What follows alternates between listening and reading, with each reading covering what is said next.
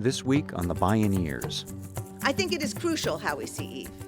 And although she is a character in a parable, we know myths rule our existence. They become the architecture of our actions and lives. I'm Neil Harvey. World-renowned playwright and activist Eve Ensler joins us this week. It's Ecstatic Revolt, the new mythos of Eve, on the Bioneers, Revolution from the Heart of Nature.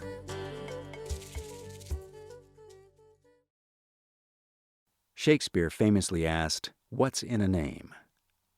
As the creation story of Judeo-Christian beliefs, the biblical recounting of Adam and Eve in the Garden of Eden has long had profound influence around the world. So what's it like to be named Eve?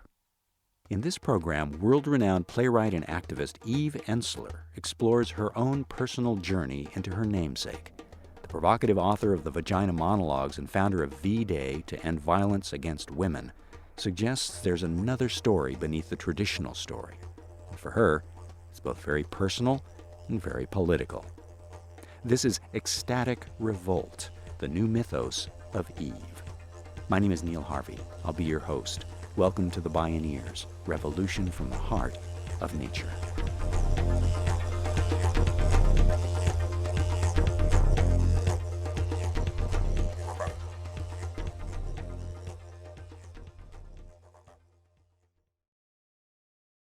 So let me go back to Eve, first woman, Adam, serpent, apple, garden, God. I take you back there because that's where this story begins. Life is what happens when you're making other plans. As John Lennon said, that's what happened to Eve Ensler when she spoke at the 2014 Bioneers conference.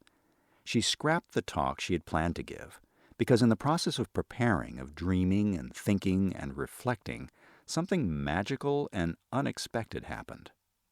She says she wasn't sure whether to characterize it as a memory or a revelation, or perhaps it was a series of intermingling events that catalyzed a vision about something she's been struggling to understand most of her life.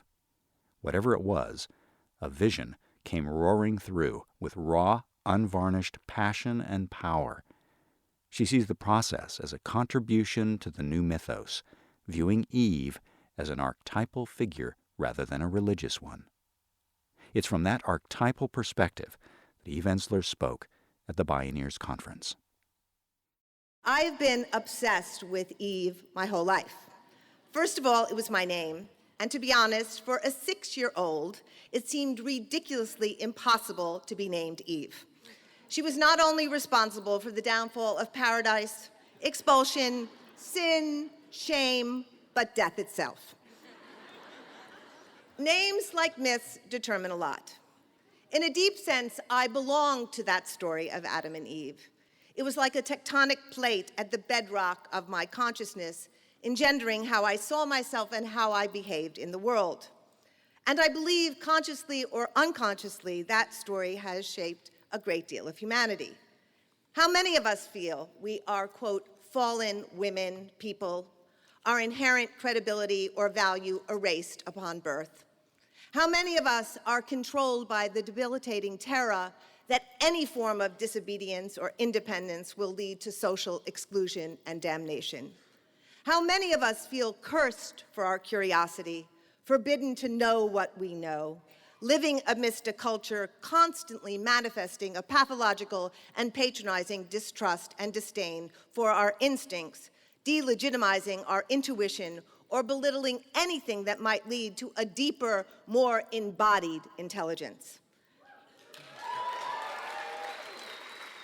The myth of Eve has served as eternal warning, electric fence around our psyches, zapping our impulses to revolt or question. I don't know about you, but the serpent has figured highly in my life, in the form of sex, drugs, rock and roll. I think many of us have constantly been ingesting things that are stand-ins for apples, but always with a sense of being wrong. Our life force or hunger to be, our erotic impulses have been distorted through this cellular shame and distrust. Although this dominant story seems to rule our conscious life, if we stop and listen, we know there has always been another story gnawing at our collective subconscious, another idea of the archetypal mythic Eve. Eve Ensler points out that according to the Bible, God says to Adam and Eve, "You may surely eat of every tree of the garden, but the tree of knowledge, of good and evil, ye shall not eat, for in the day that you eat it, you shall surely die." Some scholars have asserted that the mythological apple is a symbolic substitution for a mushroom, the hallucinogenic Amanita muscaria, which resembles an apple with its bright red flesh speckled with white dots. One illustration of Adam and Eve from the 13th century does indeed picture the tree of knowledge as such a mushroom, with the serpent wrapped around it. The serpent, who was Eve's deeper inner knowing, said, "Eat the red fruit and you will not die." And by the way, they didn't. God lied. The serpent said, "Your eyes will be open," and I believe their eyes were opened. And the apple or the mushroom connected them directly to the divinity of the earth without the intermediary of God the Father.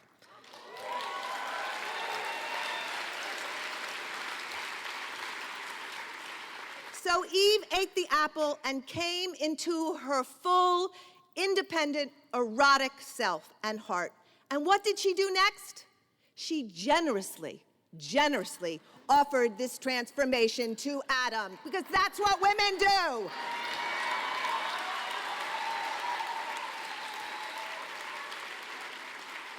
And immediately, punishment, shame, guilt, oppression descended upon them. They were expelled, and they have been wandering inside us and outside us, trying to remember ever since. Eve, who knew paradise didn't need to be carried in on a white horse or descend in an illumined cloud, because in fact, paradise was already here. And our project, rather than waiting for paradise to be delivered, was instead to develop the capacity and vision to recognize and appreciate the paradise already here.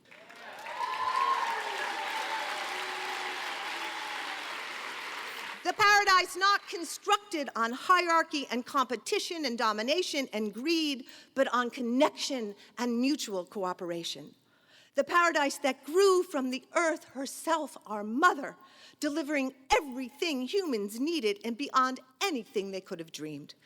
And God said, "Adam and Eve, you will have dominion over the earth. Subdue her and multiply." Eve knew in her body memory that this was the greatest misconception and violation, and would send the story of the world exactly where it has gone, to dominate and occupy and subdue our mother, our earth, who was not only feeding us, but who was in fact us. That this separation from her, lacerated by the brutal, power-hungry, conceptual machete of those who turned Satan into the devil, Eve into the initiator of original sin, and the earth herself into a mad, devouring, and terrifying demon who had to be tamed and controlled. This separation that exiled us from the inherent life-sustaining umbilicus of our green mother left us hungry and searching to return to her body, our bodies. The hunger which has made us vulnerable to tyranny, more concerned with acceptance and approval than resisting ongoing violations and atrocities committed on humanity and the earth.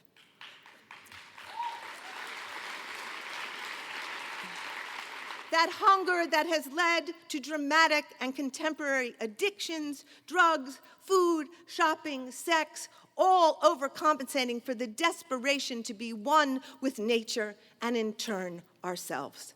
The separation that was enacted and enforced by violence on our bodies, because as Eve knew, it is in our bodies where the memory lives. The only way to forget was to force us out of our bodies, to rape them, to beat them, to torture them, to bully them, to threaten them, and then to commit the same heinous acts on our Mother Earth, while forcing us what felt to be like helpless spectators of this holy destruction. And after, in our horror, we not only fled our own bodies, but the violated and stigmatized body of the mother, And in her place, we turned in our desperation and terror for protection and sustenance to the perpetrators themselves.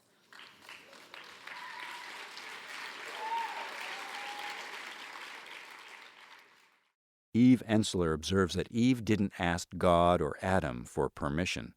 She knew she risked disapproval. Ensler says archetypal Eve must have instinctively known that her legacy, legitimacy, and name could be ruined, and she would be expelled from the garden. But Ensler says that didn't stop her. Eve was our original whistleblower. Eve knew it was a mirage. She craved the real garden, the original garden, before the Father God implanted his hierarchy and the violence and threat of punishment needed to sustain it.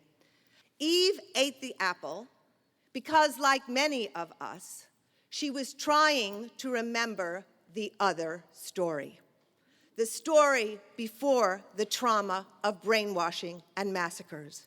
The story before they shoved things into our sacred holes and cut the tips of our clitorises, where divinity lives. Before they shaved our furry nests and choked the throat of our songs. Before they called us hysterical and intense and emotional. Before they beat boys for crying and wanting to wear dresses. Before they stoned us for uttering the words of our mothers and drilled down into us to rob us of our moist and fertile secrets. Before Eve was made to believe she was taken from a rib, before she was forced to be obedient, before she stopped dancing as and in the undulations of stars and moon, before she stopped dancing, before she buried her powers to heal with touch and see the future and blend with land, before she knew how to pleasure herself over and over and over forever. And men knew they were there to serve that pleasure, because as she was pleasured, they and the world were pleasured over and over and over forever.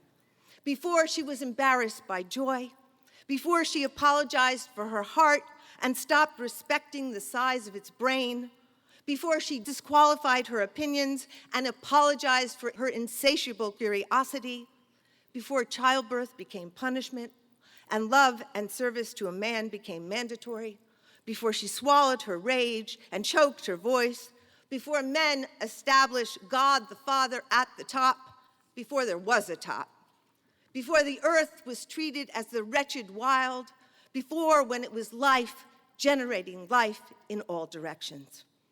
Eve ate the apple because the trajectory of her hunger was our way back.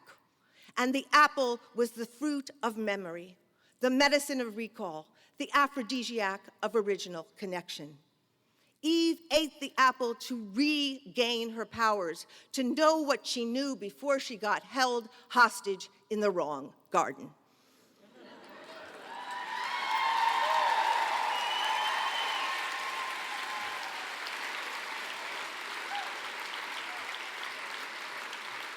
I think Eve already knew the higher good. I think she had the knowledge just like us in her body. She just needed to get out of that system, stop tiptoeing around that punishing and oppressive garden in order to get enough distance from the terror and trauma of the father state, corporate machine, get around like-minded people, get enough confidence and support to remember the first story. And that's what we're doing here.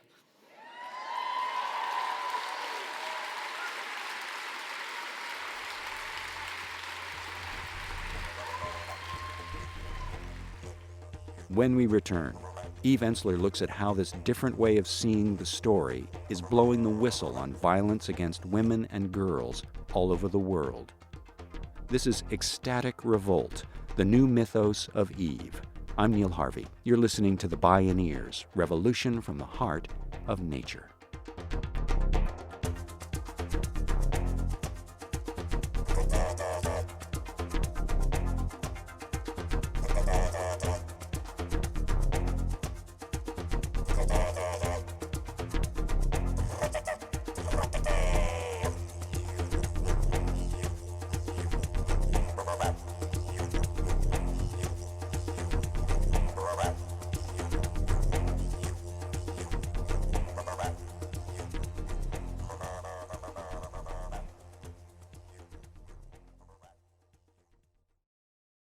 To explore all available Bioneers radio shows and video programming, please visit bioneers.org. And our thanks for the generous support from listeners like you. Eve Ensler suggests Eve ate the apple to regain her powers, to know what she knew before she got held hostage in the wrong garden. As a revolutionary, she was exiled from the garden because she dared to eat the apple of the tree of knowledge. Eve was cast out as she opened the door to the deeper knowing, and all of us must be okay outside our Father's garden, outside his house, outside the world of disembodied intelligence. We must all now be visionary nomads, exiled from the hierarchy and ready to find each other and create the new world, which is really just remembering the world from which we came. So how do we remember? What will jigger the flashbacks, images, sensations? First, we must unashamedly, openly eat the apple. This involves ingesting all that catalyzes and provokes vision and imagination.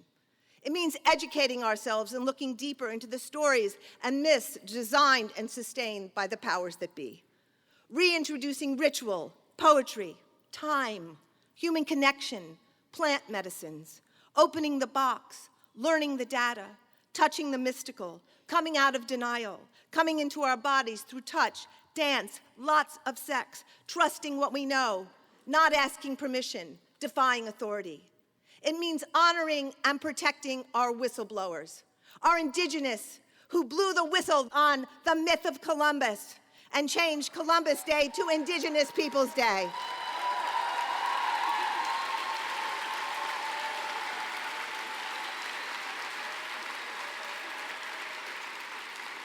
Chelsea Manning and Edward Snowden, who are the truly great people of this time,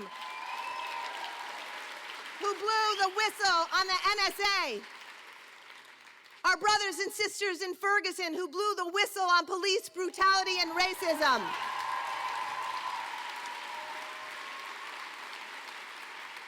These are our Eves. These are our whistleblowers. It means trusting our methods of remembering. Eve Ensler is no stranger to controversy. Her play, The Vagina Monologues, celebrated women's sexuality and brought taboos out of the shadows.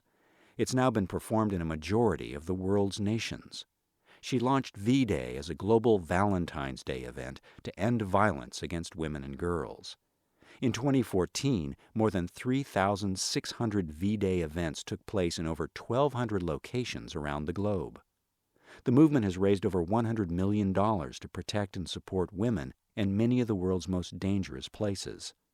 Today, 1 in 3 women will be beaten or raped in their lifetime. That's 1 billion women. That led Ensler to create 1 Billion Rising in 2013. It's a global call to women survivors of violence and those who love them to gather safely outside places where they are entitled to justice: courthouses, police stations, government offices, schools, workplaces, places of worship, or simply public gathering places where women deserve to feel safe, but too often do not.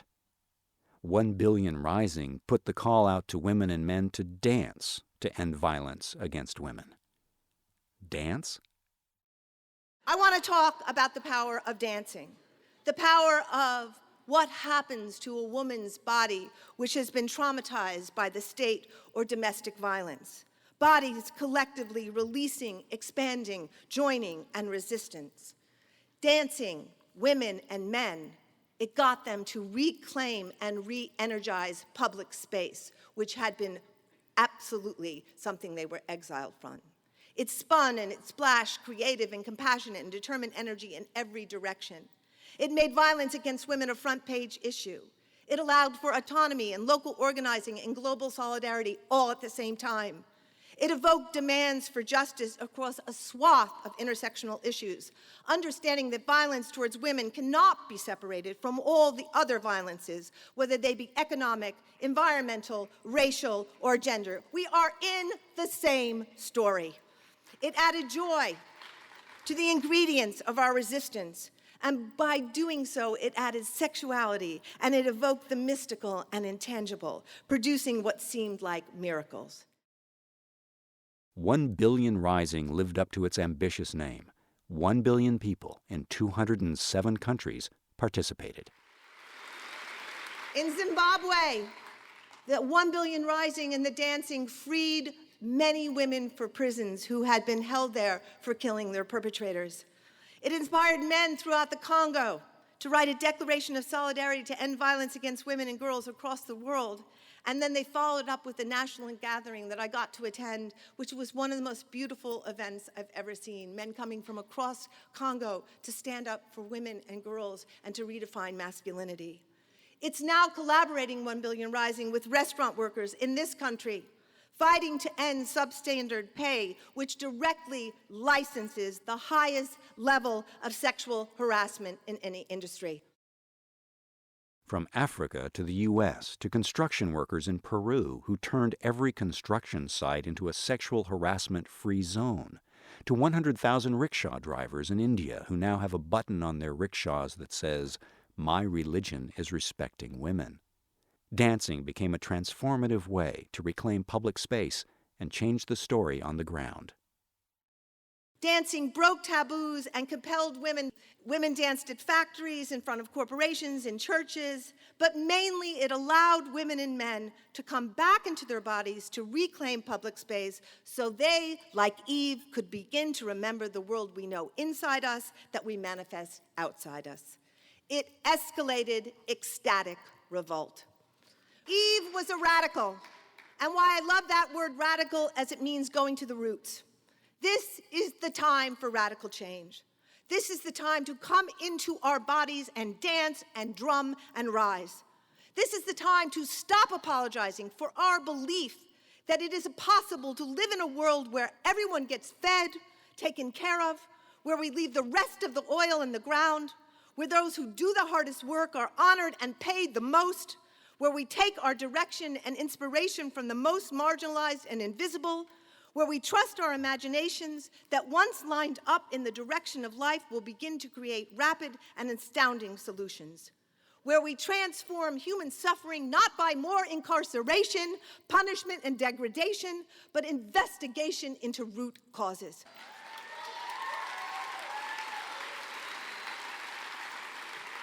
Where we stop celebrating and becoming passive participants to celebrity, royalty, famous money, fame as our models, but instead honor and highlight those who humbly and without resources transform and lift their communities. Where we trust the mystical, the emotional and erotic as much as we trust the intellectual and political, and understand that their integration is not only the catalyst for revolution, but it may in fact be the revolution itself.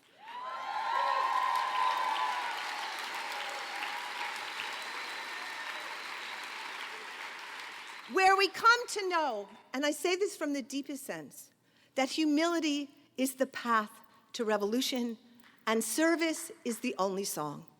In the end, it's about people, respect, love, cherishing, valuing life and our Mother Earth. We are Eve's children. Eve, revolutionary.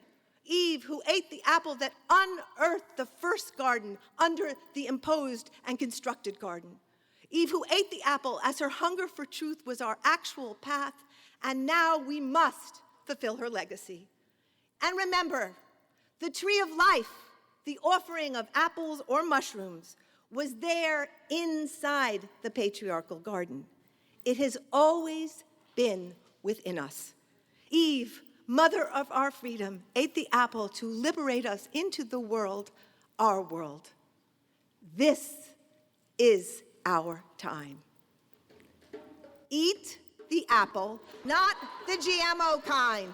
Share it with your Adam, share it with Asali, with your beloved, and remember, revolution, rise!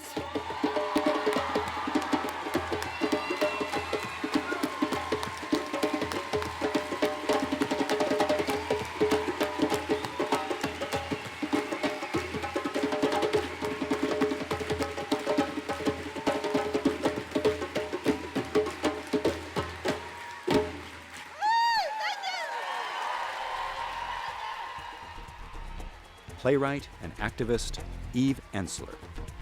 Ecstatic Revolt, the new mythos of Eve.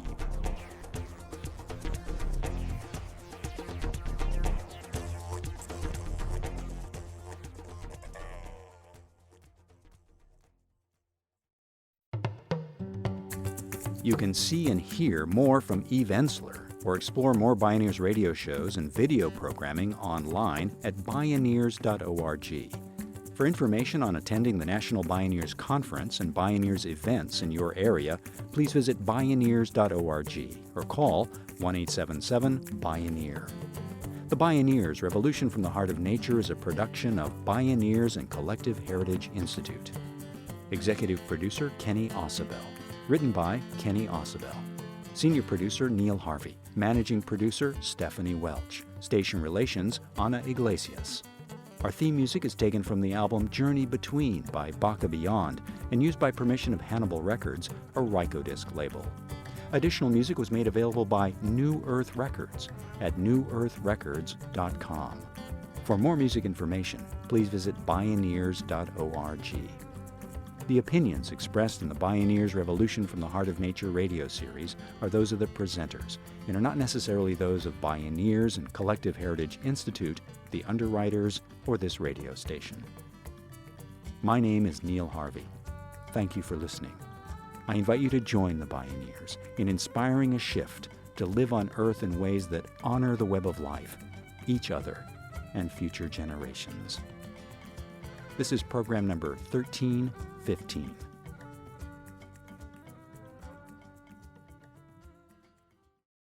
This program was made possible in part by Organic Valley's pasture-raised organic dairy products, bringing the good from our family farmers to your table at organicvalley.coop. Mary's Gone Crackers, inspired by a conscious approach to eating organic, gluten-free, and non-GMO products since 2004 at marysgonecrackers.com. Funding also provided by a grant from the Park Foundation, dedicated to heightening public awareness of critical issues, and by the generous support of listeners like you.